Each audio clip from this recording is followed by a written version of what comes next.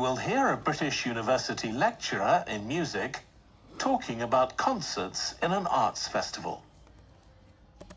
First, you have some time to look at questions 31 to 40.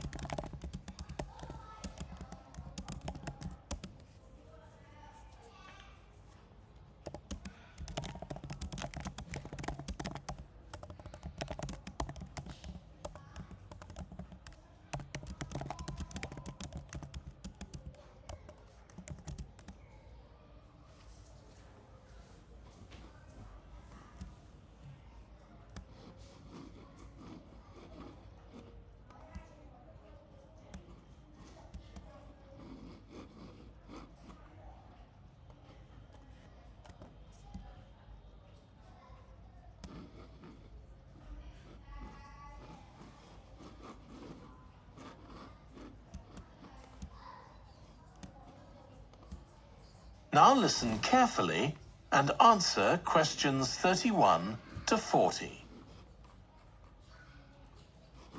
As you all know, the university is planning an arts festival for later this year, and here in the music department, we've planned 3 concerts. These will be public performances, and the program has just been finalized. The theme of the festival is links between the UK and Australia, and this is reflected in the music. Each concert will feature both British and Australian composers. I'll tell you briefly about the Australian music, as you probably won't be familiar with that. The first concert will include music by Liza Lim, who was born in Perth, Western Australia, in 1966. As a child, Lim originally learned to play the piano, like so many children, and also the violin. But when she was 11, her teachers encouraged her to start composing. She found this was her real strength, and she studied and later taught composition, both in Australia and in other countries. As a composer, she has received commissions from numerous orchestras, other performers, and festivals in several countries. Liza Lim's compositions are vibrant and full of energy, and she often explores Asian and Australian Aboriginal cultural sources, including the native instrument, the didgeridoo. This is featured in a work called The Compass. Her music is very expressive, so although it is complex, it has the power of connecting with audiences and performers alike. In the festival, we're going to give a semi-staged performance of the Oresteia. This is an opera in 7 parts, based on the trilogy of ancient Greek tragedies by Aeschylus. Lim composed this when she was in her mid-20s, and she also wrote the text, along with Barry Kosky. It's performed by 6 singers, a dancer, and an orchestra that, as well as standard orchestral instruments, includes electric guitar and a traditional Turkish stringed instrument. Lim wrote that because the stories in the tragedies are not easy to tell. The sounds she creates are also disturbing, and they include breathing, sobbing, laughing, and whistling.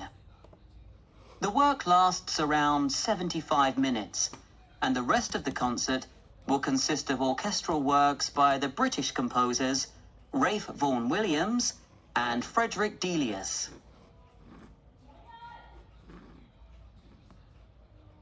Moving on now to our second concert.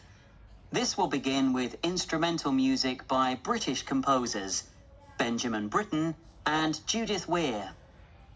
After the interval, we'll go to Australia for a piece by Ross Edwards, The Tower of Remoteness.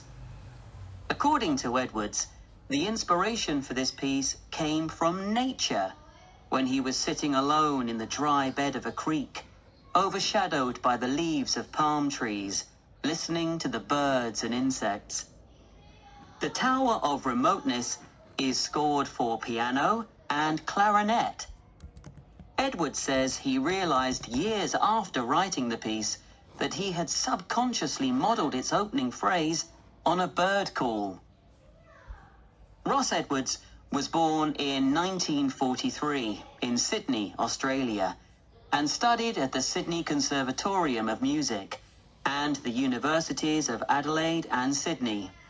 He's well known in Australia, and in fact, he's one of the country's most performed composers.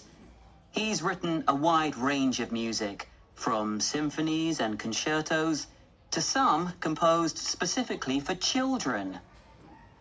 Edwards's music has been described as being deeply connected to Australia, and it can be regarded as a celebration of the diversity of cultures that Australia can be proud of.